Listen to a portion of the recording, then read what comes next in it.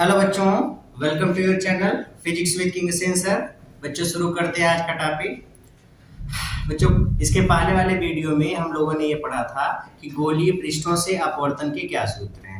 गोलीय पृष्ठ हो, चाहे उत्तल पृष्ठ हो या अवतल हो, कॉन्वेक्स हो या कॉन्केव हो, इससे अपवर्तन का सूत्र है अगर प्रकाश की किरण n1 जो कि एक रेयरर मीडियम है, इससे अगर n2 डेंसर मीडियम में जाती है, उस समय अपवर्तन का सूत्र है n2/v minus n1/u is equals n2 minus n1/r। ये वाला फार्मूला हम लोगों को यूज करना है। इसी का अपोजिट, अगर लाइट रे n2 जो कि एक डेंसर मीडियम है, इससे n1 जो कि एक रेयरर मीडियम है, इसमें जाएगा तो अपवर्तन का सूत्र होगा n1/v minus n2/u is equals n1 minus n2/r। ये वाला फार्मूला यूज करना है। तो फार्मूला कब कहाँ कौन सा यूज करना है, इसको बहुत अच्छे से समझिएगा। और इसी का एक जनरलाइज फार्मूला हम लोगों ने ये देखा था, n/v minus 1/u is equals n minus 1/r। ये फार्मूला तब लगाएंगे इस वाली कंडीशन ये है। और बच्चों ज्यादातर न्यूमेरिकल सॉल्व करते समय हम लोग यही वाला फार्मूला यूज करेंगे, ठीक है। तो इस फार्मूले पर हम लोग आज खूब अच्छे अच्छे सवाल देखते हैं। दो चार क्वेश्चन को पहले सॉल्व करते हैं जो कि नीट या बोर्ड में पूछे गए क्वेश्चन हैं। फिर इसके बाद हम लोग आगे चलते हैं थ्योरी वाले अपने टॉपिक पे। लेंस के बारे में आज हम लोग डिस्कस करेंगे कि लेंस का क्या होता है। चलिए लेते हैं बच्चों पहला question, question number 1। Question number 1 देखिए, कहा गया कि एक कोई ठोस गोला है। इस ठोस गोले का व्यास 12 सेंटीमीटर है, इसका डायमीटर, ये इसका सेंटर है C और इसका टोटल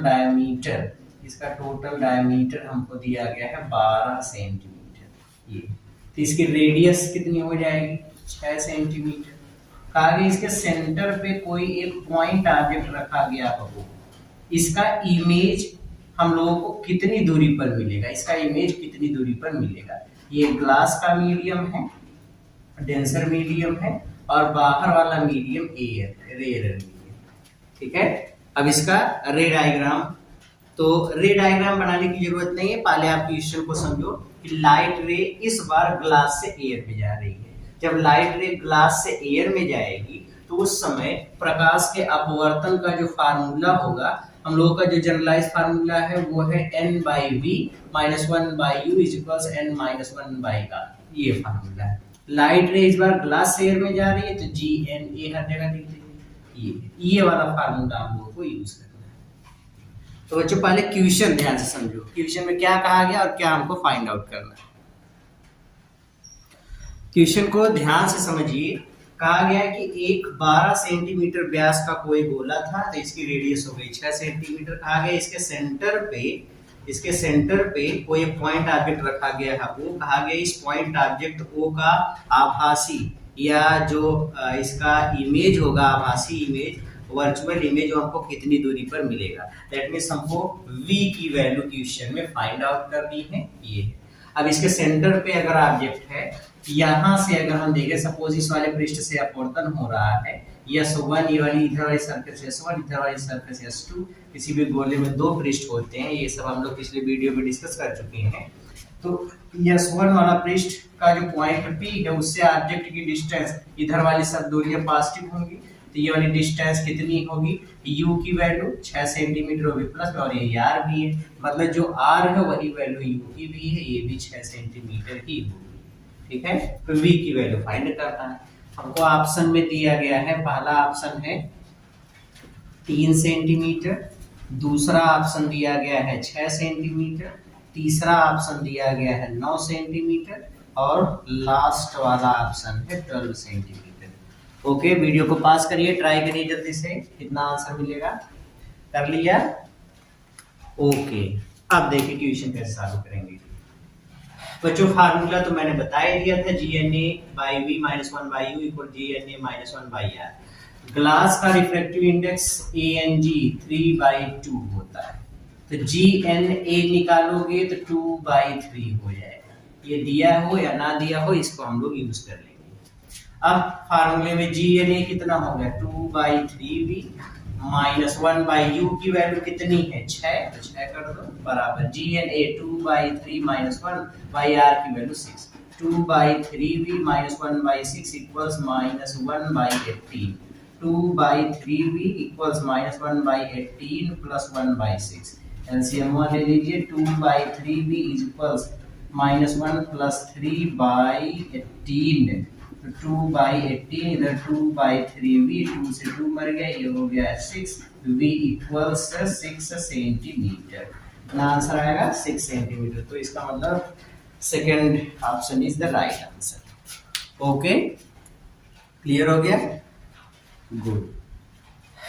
अब देखिए बच्चों, अगले वाले सवाल में, अगले वाले क्वेश्चन को अच्छे से समझो, क्योंकि उसमें रे डायग्राम बिना बनाए क्वेश्चन को जल्दी सॉल्व नहीं किया जा सकता, इसलिए ध्यान से समझो।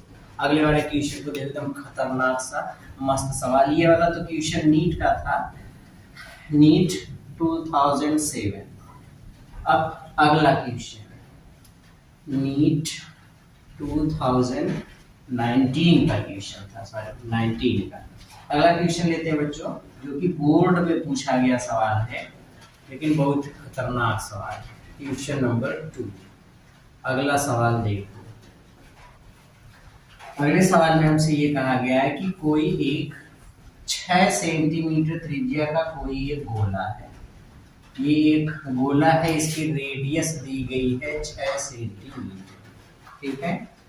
हमसे ये कहा गया कि इस गोले पर, ये गोला हो गया, इसका सेंटर हो गया C, और ये कांच का बना हुआ है, ग्लास का बना हुआ है, और इस ग्लास का रिफ्लेक्टिव इंडेक्स ANG हमको दिया गया है 3/2, या इसी को 1.5 भी लिखा जा सकता है, ठीक है। कहा गया कि इस पर समांतर किरणें आपतित होती हैं, एक प्रकाश की किरण ये आ गई, और दूसरी प्रकाश की किरण इस P1 से होकर के आ रही है, जो कि इसके व्यास से होकर के जाती है, ये इस तरीके से आ रही है। कहा ये दोनों प्रकाश की किरणें अंतिम रूप से एक दूसरे को कहां पे काटेंगे, मतलब हमको फाइंड करना है लास्ट पोजीशन ऑफ इमेज।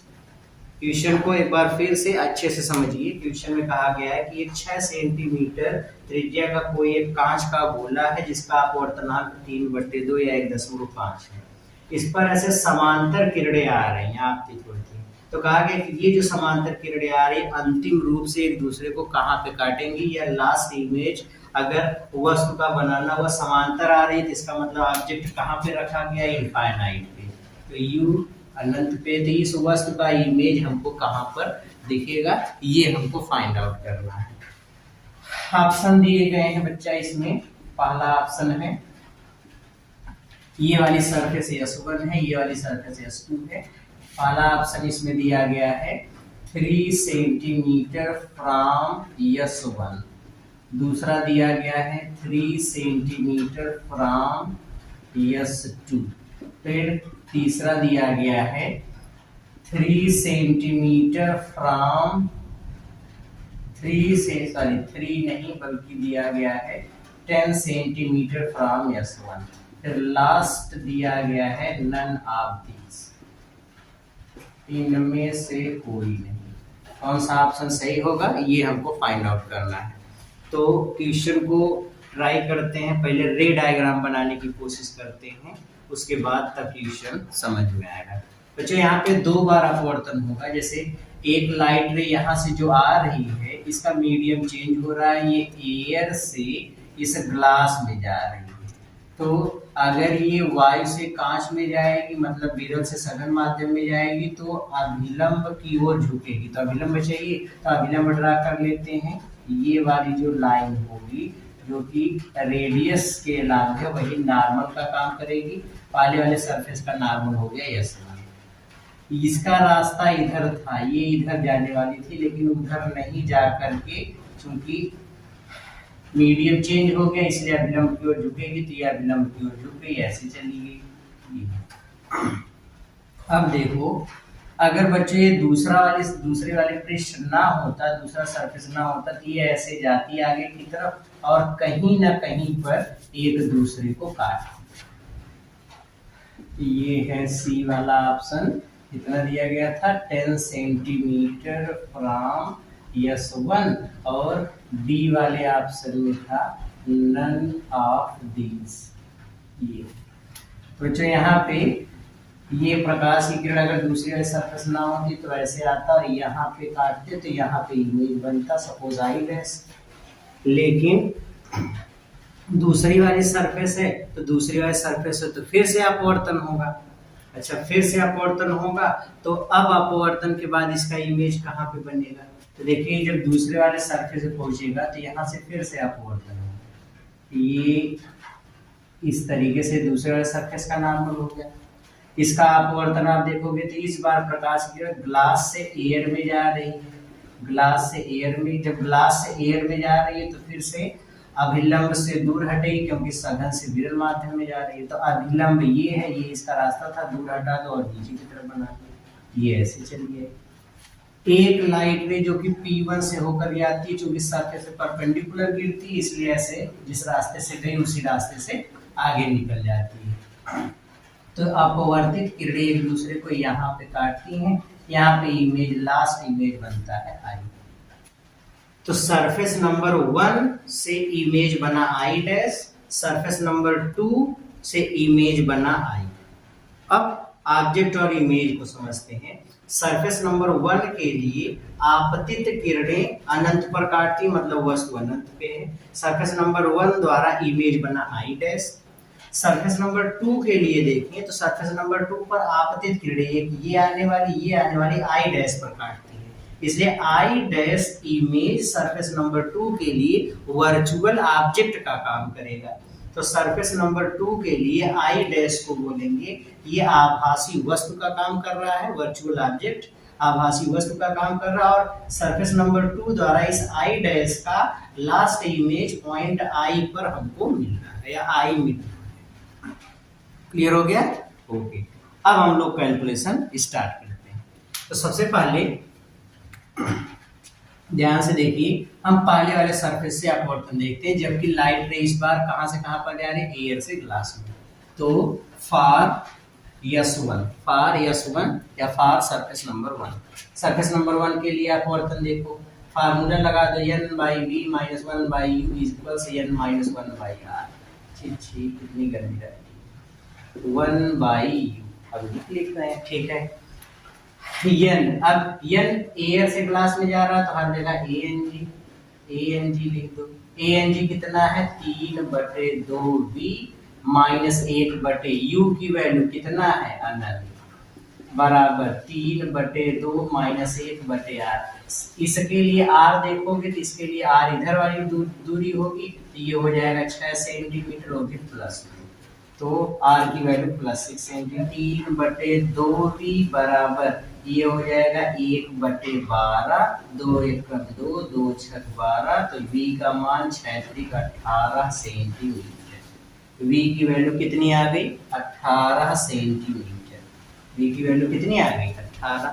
तो बच्चों मतलब पहले वाले सरफेस द्वारा इमेज जो बन रहा आई डैश वो कितनी डिस्टेंस पर बन रहा है? तो आंसर है इससे 18 सेंटीमीटर की दूरी। तो इस वाले सरफेस से कितनी दूरी होगी? अगर ये 6 सेंटीमीटर रेडियस है तो यहाँ से यहाँ तक की दूरी पूरा व्यास होगी। व्यास कितना हो जाएगा 12 सेंटीमीटर। ये वाली डिस्टेंस 12 है और टोटल डिस्टेंस 18 है, तो यहाँ से कितनी डिस्टेंस हुआ? तो आंसर है कितना डिस्टेंस हुआ? तो 18 - 12 बराबर 6 सेंटीमीटर। ये वाली डिस्टेंस कितनी हो गई 6 सेंटीमीटर। मतलब सरफेस नंबर 2 से आई डैश जो कि सरफेस नंबर 2 के लिए ऑब्जेक्ट है उसकी डिस्टेंस कितनी हो गई 6 सेंटीमीटर। तो अब दूसरे वाले सरफेस से अपवर्तन देखते हैं for S2 surface number 2। Surface number 2 के लिए फार्मूला लगाओ n/v - 1/u = n-1/r। इस बार लाइट रे कहां से कहां पर जा रही है? तो आंसर है इस बार जो लाइट रे जा रही है वो ग्लास से एयर में जा रही है, तो यहाँ पर ग्लास से एयर लिख लीजिए GNA 2/3 है तो 2/3v - 1/i dash surface number 2 के लिए ऑब्जेक्ट और ऑब्जेक्ट की डिस्टेंस P से दाएं तरफ की दूरी से प्लस में होगी, कितनी है 6 सेंटीमीटर। ये हो जाएगा 2/3 -1/r। अब P2 के लिए ये वक्रता केंद्र है और वक्रता त्रिज्या बाईं तरफ की डिस्टेंस है, तो ये वाली डिस्टेंस हो जाएगी -6 सेंटीमीटर। P2 के लिए इधर वाली दूरी माइनस में, तो -6।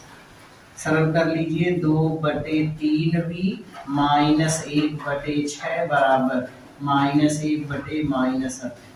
ये इससे कैंसिल, 2/3v बराबर 1/18 प्लस 1/6, एलसीएम हो गया 18, ये हो गया 1 + 3 मतलब 4/18, 3 × 6 18 हो गया, 2 1 कम 2, 2 4 8 हो गया। फिर इसको कैंसिल करेंगे तो कितना हो जाएगा, 2 दूनी 4, 2 दूनी 4 और ये तो कट गया, 2 1 कम 2, 2 3 6। दैट मीन्स ये हो गया 1/v बराबर 1/3, तो v बराबर 3 सेंटीमीटर। मतलब जो लास्ट इमेज आई मिलेगा वो 3 सेंटीमीटर की डिस्टेंस पे मिलेगा। ये डिस्टेंस पे 3 सेंटीमीटर, और 3 सेंटीमीटर किस सरफेस से डिस्टेंस है, S2 से। तो कौन सा ऑप्शन सही होगा, बी वाला, 3 सेंटीमीटर फ्रॉम S2, ये वाला ऑप्शन सही है। ठीक है, ओके, मिटा दें। ओके, अगला क्वेश्चन देखते हैं।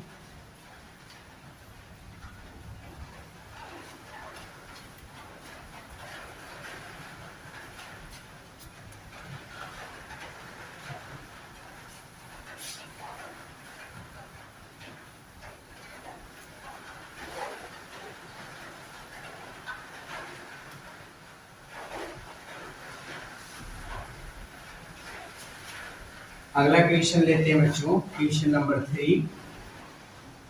इस क्वेश्चन में कहा गया है कि कोई एक 4 सेंटीमीटर व्यास का कोई एक गोला है। ये कोई गोला है, इसका व्यास है 4 सेंटीमीटर, तो इसकी रेडियस कितनी हो गई, 2 सेंटीमीटर। इस कांच का एक गोला है और कांच का अपवर्तनांक दिया गया है 3/2, ANG 3/2। ठीक है, हमसे ये कहा दिया गया कि इसका ये पॉइंट सेंटर है C। इस वाले सरफेस P1 से एक ऑब्जेक्ट रखा गया है, मान लीजिए यहाँ पे, और इससे ये वाली डिस्टेंस 1.2 सेंटीमीटर। तो पहली चीज, बोर्ड का क्वेश्चन बच्चों इंपॉर्टेंट क्वेश्चन है। कहा गया है find the position of image, V की वैल्यू फाइंड करना है और रे डायग्राम आपको खींचना है। रे डायग्राम इसका ड्रा करना है। कैसे खींचेंगे, इमेज के लिए देखो ये ऑब्जेक्ट है, यहाँ से एक लाइट रे को इधर लेकर के जाओ, ये ग्लास है, इधर एयर है, तो लेकर के जाओगे तो ये इसका रास्ता है ये, लेकिन इधर ना जा करके अपने मार्ग से विचलित होगी क्योंकि मीडियम चेंज हो रहा है। यहाँ पे फिर नॉर्मल ड्रा करो, ये इसका नॉर्मल हो गया, ये है। अब प्रकाश की किरण जब सघन से विरल माध्यम में जाएगी तो अभिलंब से दूर हटेगी, ये रास्ता है और इधर चली गई ये। अब इसको पीछे की तरफ बढ़ा दो, एक लाइट रे को यहाँ से P से होकर गुजरा, तो जो इधर से जाएगी परपेंडिकुलर जाएगी, तो दोनों लाइट रे जैसे फैल रही है, एक इधर जा रही है, एक इधर, दोनों फैले, पीछे बढ़ाने पे यहाँ पे काट रहे, तो यहाँ पे इसका इमेज बनेगा आई, ये इसका इमेज बनेगा आई। बहुत तूफान चल रहा है, मौसम बहुत गड़बड़ है। यही वाला क्वेश्चन बताने के बाद बच्चों हम लोग वीडियो को कर देंगे द एंड, क्योंकि OIS में काफी कॉम्प्लिकेशंस आ रही हैं। ओके, इस वाले क्वेश्चन को देखिए, ये इसका रे डायग्राम हो गया। अब V की वैल्यू फाइंड करनी है, तो केवल आपको ये सोचना है कि लाइट रे कहाँ से कहाँ जा रही है, ग्लास से एयर में जा रही है, मतलब ANG की जगह हमको GNA निकालना पड़ेगा, और वो हो जाएगा 2/3, ये उलट गया तो उलट जाएगा, मतलब ANG 3/2 है, तो G के स्थान पे आया पलट गया तो ये वाली वैल्यू भी उलट जाएगा। ओके, अपवर्तन का फार्मूला लगा तो n/v - 1/e = n - 1/r, n के स्थान पे GNA और यहाँ पर भी GNA, तो 2/3v - 1/u। अब देखो वस्तु कितनी दूरी पर 1.2, यहाँ पर 1.2 या 10/12 कर लीजिए, बराबर ये हो जाएगा 2/3 - 1/r का मान 2 से।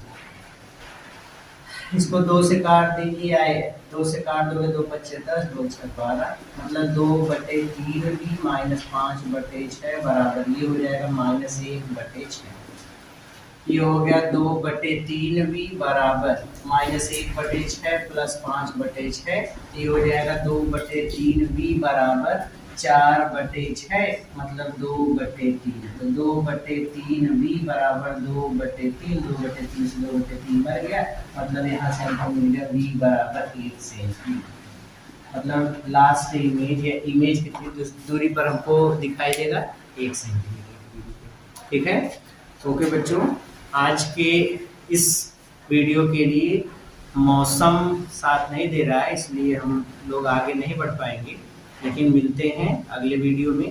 मौसम सही होते ही हम लोग अगले वाले वीडियो में चलेंगे और जो टॉपिक आज छूटी रह गई उसको हम लोग आगे कवर करेंगे। तब तक पढ़ते रहिए, मेहनत करते रहिए। All the very very very best.